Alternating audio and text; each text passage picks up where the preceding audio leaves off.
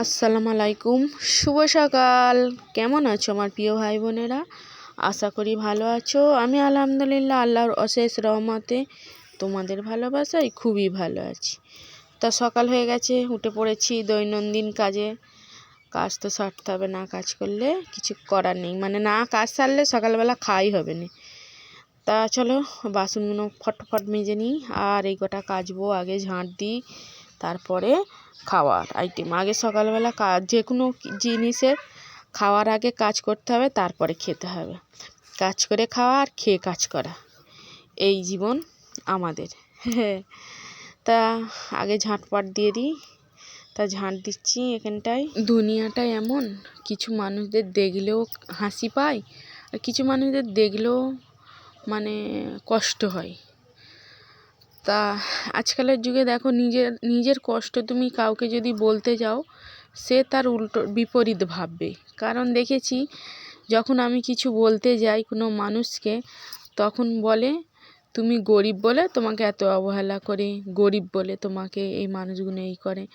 তা রে বাবা, আমি গরিব ঠিক আছি। আমি তো গরিব বলে যে কোনো মানুষের থেকে চেয়ে খাই এটা তো নয়, যে আমি গরিব বলে যে কাউকে থেকে চেয়ে খাচ্ছি, যে আমি গরিব বলে কারোর মানে কান্নাকাটি করছি যে আমার নেই, তোমরা আমাকে দাও। না, আলহামদুলিল্লাহ, আল্লাহ আমার যতটুকু রেখেছে সেটা নিয়ে আমি অনেক খুশি। হ্যাঁ, তা সেই জন্যই আমি আজ থেকে প্রতিজ্ঞা করলাম, নিজের কষ্টটা কাউকে বলবো না। কারণ নিজের কষ্টটা নিজের ভেতরে থাকা অনেক ভালো। একটা কথা আজ বলি, মেন কথা হয়তো অনেকেরই হবে। একটা কথা বলে, বাপ রাজা তো রাজা জি, ভাই রাজা তো আমার হি। স্বামী রাজা হলেই তবেই আমি রাজরানী। পৃথিবীর যেই রাজা হোক, যেই বড় লোক হোক, সেটা তার কাছে অনেক, কিন্তু আমার কাছে আমারটা নিয়ে আমি গর্ব করতে পারি। তা আমার ভাই একটা কথা সবসময় বলে যে আপা, ধন থাকলে তাকেই বলা হয় ধনী মানুষ, কিন্তু অনেক মানুষের ধন আছে কিন্তু ভালো মন নেই। তোমার মধ্যে ভালো একটা মন আছে। তা আমি জানি না ভাই, আমি তোমাকে খুবই বিশ্বাস করি, এবং মানে মন থেকে তোমার কমেন্টগুলো আমার ভালো লাগে। আমার মনের যে কষ্ট দুঃখ, মানুষ যে একটা কথা বলে দুঃখ পাই, সেইটা তোমার কমেন্ট থেকে কিন্তু আমার মনটা অনেক ভালো হয়ে যায়। তা দেখো, এখানে বকতে বকতে কাজ সারা হয়ে গেছে। এগুলো সব পানি তুলে রেখে দিয়েছি। চা করব আর রুটি করব। কাজ সারা হয়ে গেছে, এবার চা করব, রুটি করব। আজকে পরোটা করবো নি। আর ময়দার রুটি আমি মনে করি ওই 5 টাকা করে বিস্কুট খাওয়ার থেকে, আমাদের 4 জনে 4 5 20 টাকা, 20 টাকার ময়দা হলে রুটি করে, খামির করে রুটি করলে হয়তো আমাকে একটু কষ্ট করতে হবে, কিন্তু তাতে বঞ্চ খেয়ে শান্তি হয়। সেই জন্য প্রত্যেক দিন ময়দা কিনে রুটি করি। আর আটা 3 কিলো আটা কিনে নিয়েছিলাম। 3 কিলো আটা শেষ হয়ে গেছে। আমাদের থেকে পাই আটাটা কিন্তু ময়দার মতো, শেষ হয়ে গেছে। তা যাক, শেষ হয়ে যাক। তা ওই ময়দা কিনে রুটি করি, ওই খাই। তা ঠিক আছে, এখন দোকানে যাইনি, 8টা বাজতে যায়, এখনও দোকানে যাইনি। সাকিবুল ময়দা আনলে তবে রুটি হবে। আর ওইদিক যাব না, সেই বিয়ে বাড়ি হচ্ছে তো, লোকজন ভর্তি, আর ওইদিক যাব না। ঠিক আছে, আমি চাটা বসাই, পানিটা প্রথম গরম করতে দিই,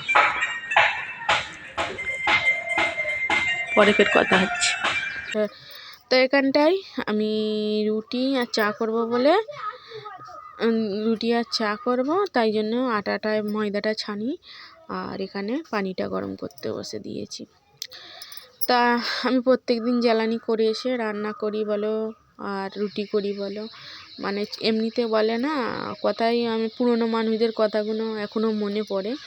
যেমন বলে, জানুনের সুখে রান্না, স্বামীর সুখে ঘরকন্না, মানে স্বামীর সুখে ঘরকন্না। তা ঠিকই বলে, জানুন যদি থাকে, ঠিক যতই রাত হোক বিরেত হোক, ঠিক রান্না করা যাবে। আর স্বামী যদি ভালো হয়, সংসারটা সুন্দরভাবে করা যায়। তো এখানে রুটি হয়ে গেছে দেখো। আজকের কম আটা, কমই রুটি, পরোটা করিনি আজকের।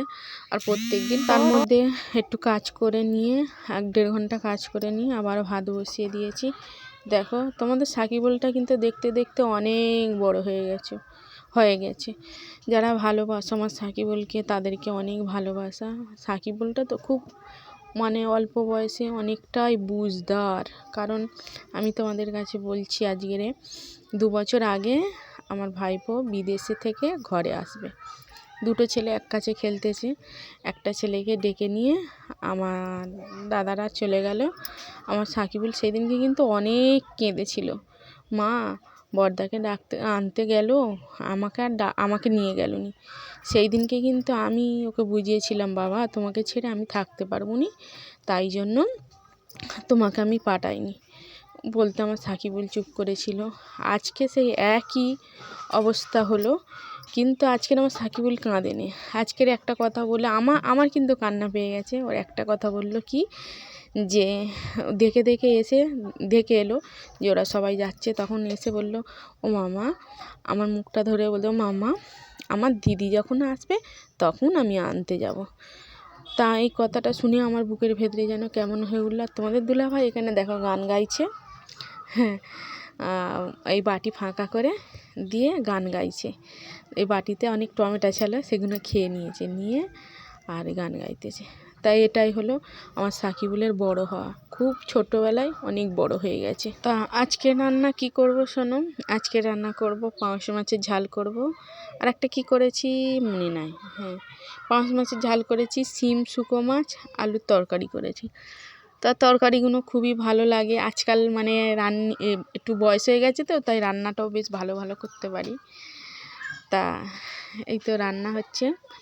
শিম শুকো মাছটা দারুণ খেতে লাগবে। এমনিতে শুকো মাছ তরকারিতে দিলে আর শিমের সঙ্গে শুকো মাছটা ভালোই মজে। তা চলো এবারে রান্নাটা করে ফেলি। আর আমি অনেক কথা বলে ফেলি। আর এখানটায় ওই টমেটো খেয়ে ফেলেছে বলে আবার সাকিবুল গিয়ে টমেটো নিয়ে এলো, ওলকপি দিয়ে টমেটো দিয়ে মাখা খাবে, তাই জন্য। তা আমার সাকিবুল এখন অনেক বাজার করতে শিখে গেছে। অনেক মানে একটা ফরমাস বললে, মানে কথা বললে সব শোনে। তাই এই টমেটোগুলো মনে হচ্ছে ওষুধ দিয়ে পাকানো, নাহলে স্টোরের টমেটো। কারণ এমনি গাছের টাটকা টমেটো হলে প্রচুর টক হতো, কিন্তু টক নয়, খুব মিষ্টি এবং খেতেও সেই হয়েছিল। তাই জন্য তোমাদের দুলাভাই 2 পিস খেতে একেবারে পুরো 2টো টমেটো সব খেয়ে নিয়েছে।